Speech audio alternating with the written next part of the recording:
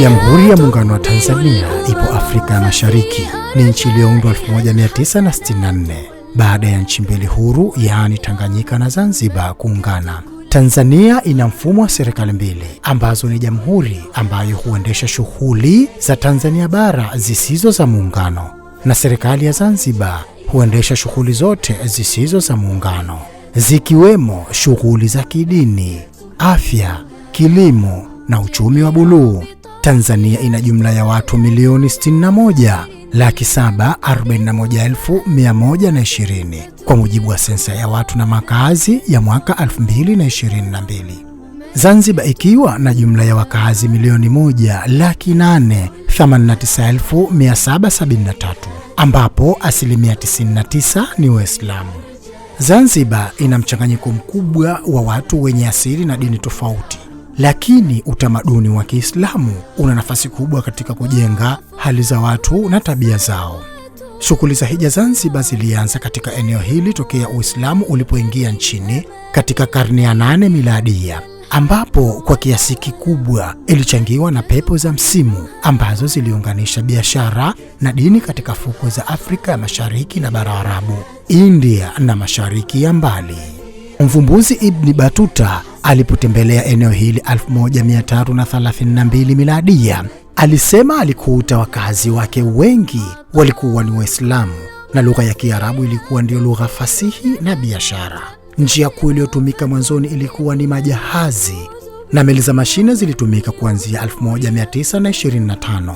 Njia ya bara pia ilitumika hasa wakati wa vita vikuu vya dunia, ambapo mahujaji walitembea kwa miguu au wanyama kuanzia Mombasa kupitia Soroti, Juba, kisha kupanda treni au mabasi hadi bandari ya Sudan.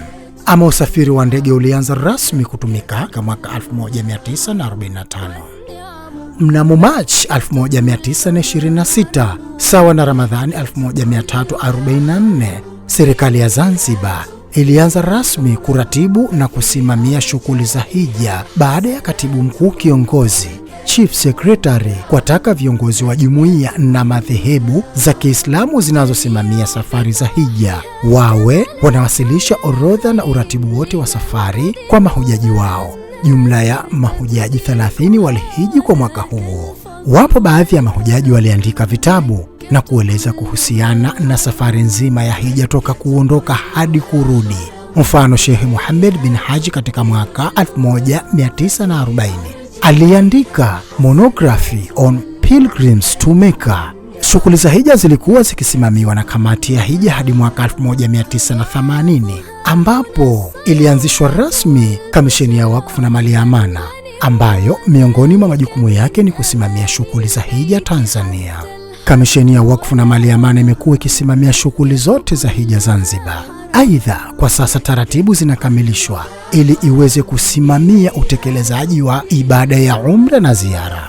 Katika mwaka 2025, Zanzibar ilitimiza miaka 100 ya uratibu rasmi wa shughuli za hija, ambapo mwaka huo kupitia afisi kuu ya hija ya Jamhuri ya Muungano wa Tanzania iliweza kusafirisha jumla ya mahujaji 3506, ambapo mahujaji 2365 walisafirishwa na taasisi za Zanzibar na mahujaji 1141 walisafirishwa na taasisi za Tanzania bara.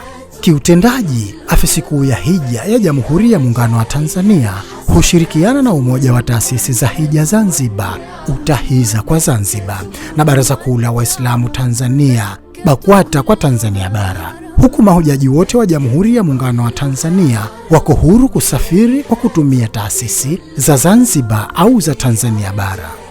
Kwa upande wa Zanzibar, sheria, kanuni na miongozo ndiyo inayoongoza hija katika usimamizi wa taasisi, uandikishaji, maandalizi, safari, utekelezaji wa ibada ya hija na tathmini ya hija. Shughuli zote hizo hutekelezwa kwa mazingatio na miongozo na maelekezo yanayowekwa na Wizara ya Hija na Umra ya Saudi Arabia.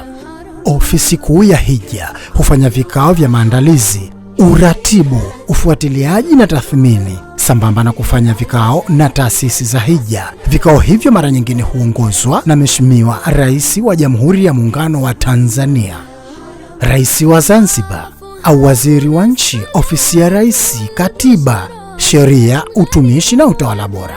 Mwisho wa kila msimu wa hija, Kamisheni ya Wakfu na Mali ya Amana inaendelea kuchukua jitihada mbalimbali kuhakikisha Waislamu wa Tanzania wanapata uelewa sahihi na fursa ya kutekeleza ibada ya hija kupitia misikiti, taasisi za umma na binafsi, pamoja na afisi mbalimbali nchini. Elimu ya hija imekuwa ikitolewa kwa lengo la kuwajengea waumini misingi imara ya maandalizi ya safari hii ya kiimani.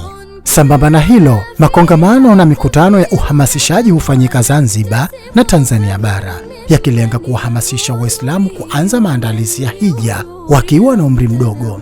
Jitihada hizi zimechangia ongezeko la idadi ya mahujaji mwaka hadi mwaka.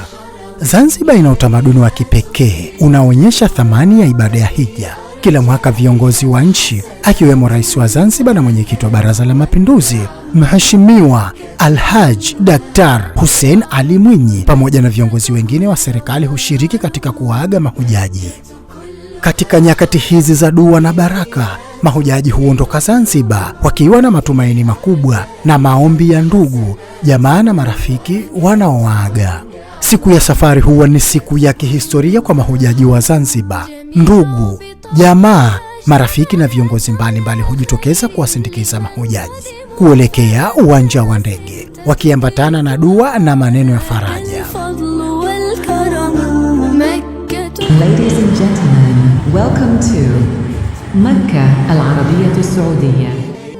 سرت تدركها ذاك الفضل والكرم.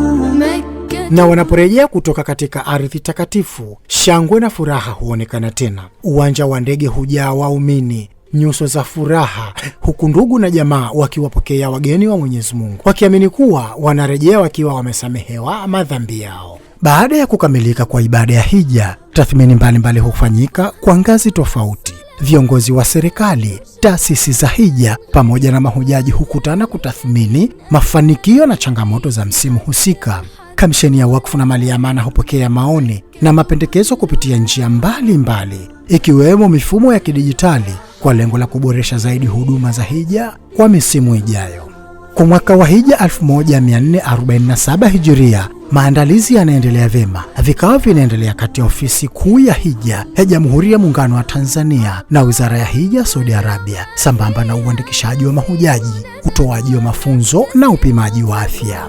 Kwa ujumla, mafanikio ya safari ya hija kwa miaka mingi yamechangiwa na juhudi za taasisi zinazosimamia hija pamoja na serikali ya Zanzibar kuweka miundombinu rafiki, ikiwemo kuanzishwa kwa mfuko wa hija ili kurahisisha utekelezaji wa ibada hii tukufu.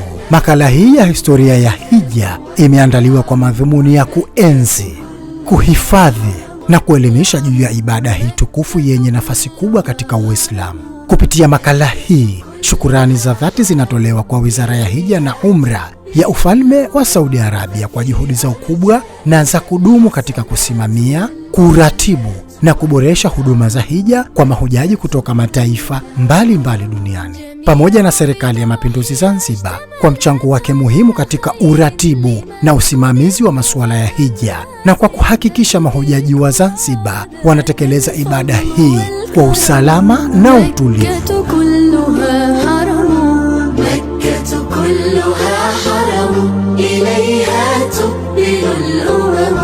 في أرجائها الحسنات والبركات والنعم. مكة كلها حرم تضاعف ها هنا الصلوات والبشرى لمن